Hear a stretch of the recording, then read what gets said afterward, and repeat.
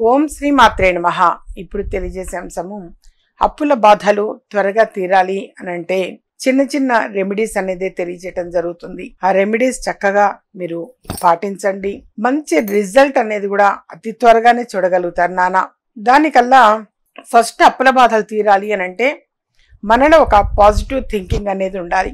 అప్పులు అన్న పదము, ఆ వర్డ్ అనేది అసలు మన ఇంట్లో మనం ఎప్పుడు కూడా యూజ్ చేయకూడదు, ఉపయోగించకూడదు.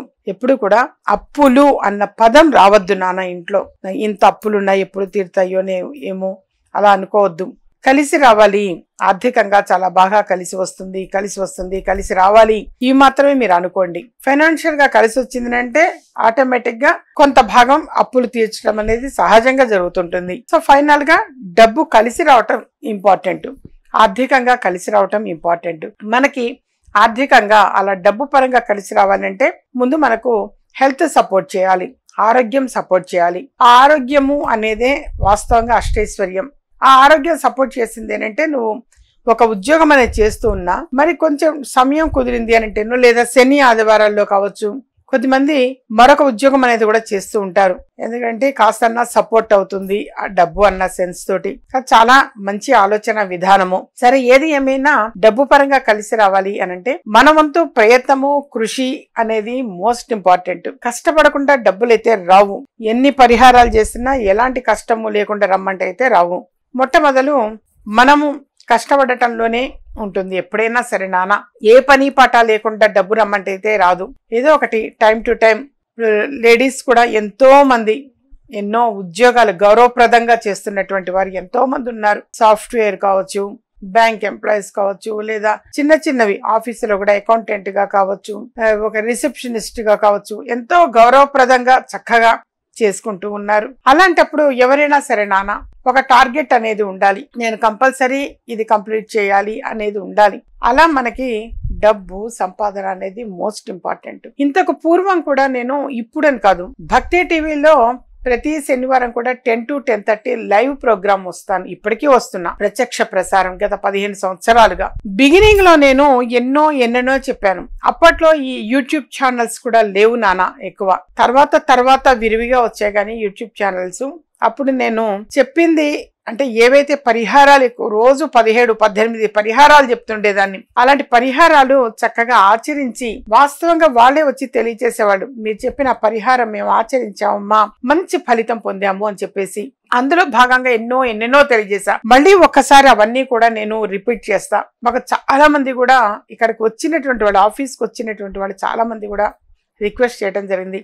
మా పక్కన వాళ్ళు చెప్పారు, మా బంధువులు చెప్పారు, తెలిసిన వాళ్ళు చెప్పారు, మీరు మొదట్లో చాలా చెప్పారట కదమ్మా, అవన్నీ మరొకసారి మాకు కాస్త ఒక్కసారి రిపీట్ చేయరా అని చెప్పేసి. సరే, అది ఏమంత భాగ్యం. తప్పనిసరిగా అందరి కోరిక మేరకు మీరందరూ కూడా బాగుండాలి అన్న సదుద్దేశంతో కొంచెం సమయం తీసుకొని శ్రమ కష్టం అనుకోకుండా మీకోసం తెలియచేయటం జరుగుతున్నది. అయితే ఈ రెమెడీ అనేటువంటిది నమ్మకం, విశ్వాసంగా ఆచరించాలి నాన్న. ఎప్పుడైనా సరే ఇది చేసినంత మాత్రాన అవుతుందా అని దయచేసి మైండ్కి కూడా రాకూడదు. చేయదలుచుకుంటే పాజిటివ్ గా ఆలోచించి శ్రద్ధగా, నమ్మకంగా, విశ్వాసంగా ఆచరించండి. మరి ఆ అమ్మవారి దయ వల్ల డెఫినెట్ గా సక్సెస్ అవుతారు.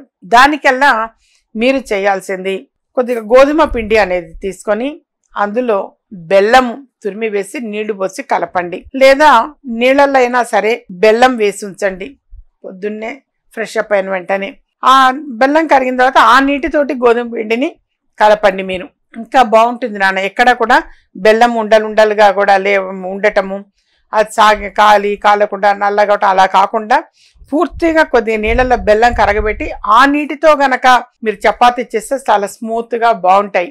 చపాతీ కావచ్చు, పూరీ కావచ్చు, పూరీలైనా సరే నాన్న చేసి మీరు చేయాల్సింది ఎప్పుడైనా సరే అప్పులు అన్నప్పుడు ఏంటి మీ అందరికీ కూడా తెలిసిందే, ప్రత్యేకంగా చెప్పక్కర్లేదు. మంగళవారం నాడు చేస్తాం. అప్పు తీరాలి అని అంటే మంగళవారం నాడు ఇస్తాం. అందుకే అప్పు చెయ్యరు మంగళవారం నాడు. ఎన్నడు చెయ్యరు అంటే అవతల వాడు ఇవ్వరు అని అర్థం. ఇస్తే తిరిగి రావు అన్న కాన్సెప్ట్ తోటి అప్పు ఇచ్చేవాడు ఇవ్వరు. అలా అప్పు తీర్చేవాడు మాత్రం మంగళవారం నాడు తప్పనిసరిగా తీరుస్తారు, ఎంతో కొంత తీరుస్తారు. అలా తీరిస్తే మళ్ళీ తిరిగి అప్పు చేయము, మేము ఉన్న అప్పులు తీరిపోతాయి అన్న భావంతో అప్పు అనేటువంటిది ఎప్పుడైనా సరే తీర్చటం అనేది మంగళవారం నాడు తీరుస్తారు. అలా మంగళవారం నాడు మీరు ఇది బిగిన్ చేయండి. ఈ రొట్టెలు అనేవి లేదా పూరీలు. అంటే గోధుమ పిండితో ప్రాసెస్, గోధుమ పిండి బెల్లము కలిపి అన్నటువంటి ఆ పిండితోటి పూరీ చేయటం. మినిమం ఆంజనేయ స్వామి వారికి 5 అంకె అంటే చాలా చాలా ఇష్టం. కనీసంగా ఒక 5 పూరీలు అనేవి చేయండి, లేదా 5 చపాతీలు చేయండి. చేసి మన ఇంట్లో అయినా సరే నాన్న ఆంజనేయ స్వామి వారికి నైవేద్యము అనేది పెట్టండి. పెట్టి మీ కుటుంబ సభ్యులందరూ కూడా దాన్ని ప్రసాదంగా స్వీకరించవచ్చు. ఇదే ప్రాసెస్ కొన్ని చేసి ఉంచి గోమాతకి కూడా తినిపించవచ్చు. గోవుకి కూడా ఈ తీపి రొట్టె అంటే బెల్లపు రొట్టె ఆర్ బెల్లపు పూరి అది గోమాతకి కూడా చక్కగా ఇలా తినిపించండి. తినిపిస్తే అప్పులు నెమ్మదిగా తీరుతాయి. తిరిగి అప్పు చేసే అవసరం పడదు. ఈ విధంగా కనీసంగా రోజు ఒక 5 మంగళవారం నాడు మొదలు పెట్టండి నాన్న. ఇక అక్కడ నుంచి ప్రతిరోజు నిత్యం చేస్తూ ఉండండి. ఎక్కువ ఏం పట్టదు. చపాతి కూడా మరి పెద్దగా కూడా చేయగలరు, కొంచెం చిన్న సైజ్ అయినా చేయవచ్చు. పూరీలు కూడా పూరి అంటే పూరి సైజే ఉండాలి. పూరి అంటే పూరి అంతే ఉండాలి, మరీ చిన్నగా చేయొద్దు నాన్న. అప్పాలు చేసినట్టు పూరిగానే ఉండాలి. అలా చేసి నైవేద్యం పెట్టండి. ఆ ప్రసాదము మీరు స్వీకరించండి. ఈ విధంగా చేశారు అనంటే కొంచెంగా అప్పులు తీరుతాయి. ఓన్లీ మంగళవారమే చేయాలమ్మా అన్న సందేహం వద్దు. మంగళవారం నాడు బిగించేసి ఇక అక్కడి నుంచి ప్రతి రోజు కూడా డైలీ మీరు ఆ పూరీలు అనేది కావచ్చు, అలా తీపి రొట్టెలు తీపి పూరీలు చేసి ఆంజనేయ స్వామి వారికి నైవేద్యం పెట్టి మీరు ఇంట్లో అందరూ కూడా కుటుంబ సభ్యులు అది ప్రసాదంగా స్వీకరించవచ్చు. ఈ విధంగా ఎంతకాలం చేయాలమ్మా అన్న సందేహం ఉంటుందేమో. అప్పులు తీరే వరకు చేయండి. అతి త్వరగా అప్పులు తీర్చగలుగుతారు. భగవదానుగ్రహం వల్ల త్వరగా తీర్చగలుగుతారు. అది 2 నెలలు పడుతుందో 3 నెలలు పడుతుందో లేదా 15 రోజులకే అవ్వచ్చో తీర్చొచ్చో. ఏదైనా మనకి తెలిసి చెప్పి రాదు అదృష్టం అనేది. ఏదైనా కలిసి వచ్చి త్వరగా తీర్చగలుగుతారేమో. తీర్చగలిగినప్పుడు మాత్రం తిరిగి ఎప్పుడూ కూడా అప్పు చేయొద్దు అనుకునే మీరు స్ట్రాంగ్గా ఉండగలుగుతారు. ఉన్నంతలోనే గెట్ ఆన్ అవ్వడానికి ప్రయత్నం చేయండి నాన్న. ఇలాగాని చేసుకుంటూ వచ్చారు అనంటే డెఫినెట్గా ఉన్న అప్పుల బాధలన్నీ కూడా తీరిపోతాయి.